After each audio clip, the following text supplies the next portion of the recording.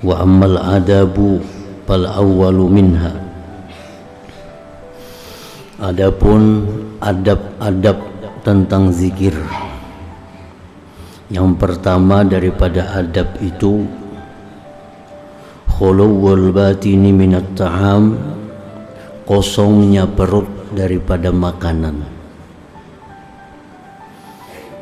Jadi waktu kita berzikir itu hendaknya perut kita ini kosong daripada makanan. Alladzi yastahilu lubabuhu dama, alladzi yastahilu lubabuhu dama, yang berubah sari daripada makanan itu akan darah. Fayasri fil uruq, dia menjalar darah itu pada urat-urat, hatta yamla'aha, sehingga memenuhi akan urat-urat itu. Fayasqulu bidzalikal jismu, maka beratlah dengan demikian itu oleh tubuh. Wa yaksuru su'udul abkhirah, dan banyaklah naiknya uap ila dimag, ke utak. Wabidzalik, oleh karena demikian, yakunul kasalu, terjadilah malas, wa yastaulin naumu, dan menguasai oleh tidur. Itu hikmahnya kenapa disuruh kita waktu zikir itu perut kita kosong. Karena bila kita kenyang itu akan memenuhi urat-urat kita darah, lalu tubuh menjadi berat dan mengakibatkan malas dan tidur.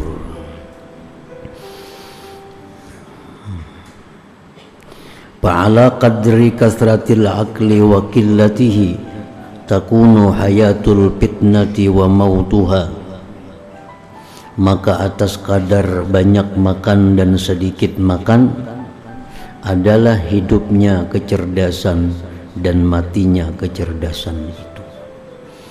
Nah, sedangkan orang yang berzikir itu diperlukan kesiapan daripada kecerdasan itu untuk menangkap makna-makna yang datang waktu berzikir itu. Nah, kalau orang berzikir itu sedang kada cerdas, dia kada akan bisa menangkap apa-apa yang didatangkan Allah ke dalam hatinya waktu dia berzikir. Qala sallallahu alaihi wasallam, ma mala'a ibnu adam wi'aan asyarran min batnih, tidak memenuhi manusia akan wadah yang lebih jahat daripada perutnya. Jadi perut ini kada bagus kalau nya penuh dengan makanan itu. Al ahsanu, yang paling baik, lisalik, bagi seorang salik, bihalati tawajjuhihi, pada waktu berhadapnya dia lizikri, bagi zikir, ayyakuna ala khala'in min batnihi, bahwa adalah dia atas kosong daripada perutnya. Wala siyama ahlul bidayah, lebih-lebih orang yang pemula, min ahli suluk, daripada ahli suluk itu. Nah, oleh karena itu diambil waktu yang terbaik itu adalah sesudah tengah malam untuk berzikir. Karena sesudah tengah malam itu perut kita kosong dan khalwat bisa. Nah, khalwat artinya kita bisa berduaan, karena orang di rumah sudah guringan. Nah, tengah malam itulah kita zikir. Di situ perut kita kosong, di situ orang sunyi, bunyi-bunyian kada ada lagi, membantu kita untuk lebih cepat menembus hijab dinding kita dengan Allah Subhanahu wa ta'ala. Nah, kalau kita ada ijazah zikir, dan ijazah itu kada lazim Artinya orang kada beijazah kada jadi soal. Ijazah itu hanya disunnahkan. Nah, supaya apa? Ijazah itu untuk belajar adab-adab yang lebih rinci lagi. Andai kata kita tengah malam, kita kada beijazah, kita suci, suci dari hadas, menghadap kiblat, kita duduk, kita zikir, nah itu sudah masuk dalam adab-adab ini. Nah, tapi kalau kita ada ijazahnya, nah itu ada lagi aturan-aturannya. Sebelum kita mulai zikir, kita sembahyang dulu 2 rakaat. Nah, habis sembahyang kita istighfar dulu paling kada 70. Nah, sudah itu hanyar mulai kita masuk dalam zikir. Nah, jadi berapa zikir yang kita ambil? Misalnya 100. Nah, 100 itu pun kalau kita ke 100-nya hadir hati, itu sangat berbekas dalam hati kita.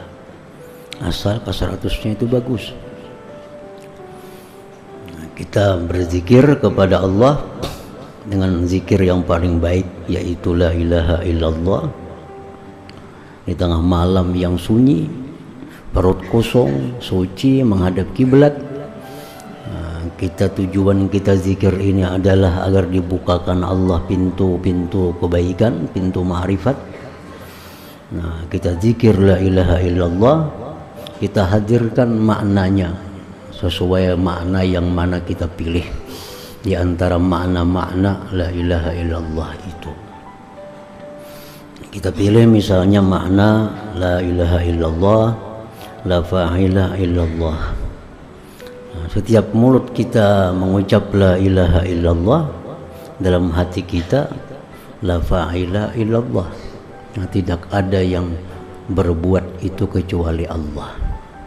Nah, 100 kali dalam hati kita la ilaha illallah, tiada yang berbuat itu kecuali Allah. La ilaha illallah, tiada yang berbuat kecuali Allah. La ilaha illallah, tiada berbuat kecuali Allah. Nah, 100 kali itu masuk dalam hati kita. Andai kata 100 jumlah yang kita ambil, nah maka itu akan berbekas. Karena tiap malam 100 masuk dalam hati kita bahwa tidak ada yang berbuat pada alam semesta ini melainkan adalah Allah Subhanahu wa ta'ala. Nah, itu akan ada berbekas dalam hati. Kalau itu lazim, kalau itu istiqamah tiap malam, nah, itu akan bisa merubah sikap kita, bisa merubah akhlak kita, karena sudah masuk dalam hati kita tidak ada yang berbuat itu kecuali Allah Subhanahu wa ta'ala. Atau kita ambil makna yang lebih tinggi lagi, misalnya la ilaha illallah, kita ucapkan dalam hati kita la mawjud bil haqiqah illallah, tidak ada sebenarnya itu melainkan hanya Allah. Di mulut kita la ilaha illallah, di hati tidak ada yang sebenarnya melainkan hanya Allah. Tidak ada yang ada sebenarnya melainkan hanya Allah. Tidak ada yang ada sebenarnya melainkan Allah. 100 kali masuk ke dalam hati kita tiap malam. Nah, maka itu akan terus masuk dalam hati kita, terus menumpuk dalam hati kita, akhirnya bisa merubah sikap kita menjadi sikap orang yang ahli la ilaha illallah. Tidak ada sebenarnya kecuali hanya Allah Subhanahu wa ta'ala. Yang selain Allah ini pada hakikatnya tidak ada. Kalaupun ada itu hanya dicipta, diadakan oleh Allah, dan satu saat dihilangkan lagi oleh Allah Subhanahu wa ta'ala. Nah, jadi itu tiap malam masuk dalam hati kita ketukan-ketukan tiada yang berbuat kecuali Allah. Jangan berpindah-pindah maknanya, itu aja. Jangan pindah sini, pindah sana. Karena ada masuknya kepentingannya. Ini sebutin cuma itu aja. Tidak ada yang berbuat kecuali Allah. Tidak ada yang berbuat kecuali Allah. Tidak ada yang berbuat kecuali Allah. Nah, ini akhirnya kita di waktu-waktu siang, di waktu apapun, kita melihat kejadian dunia ini apa, kita ingat bahwa tidak ada yang berbuat kecuali Allah. Akibat dari zikir yang masuk ke dalam hati kita tiap malam itu.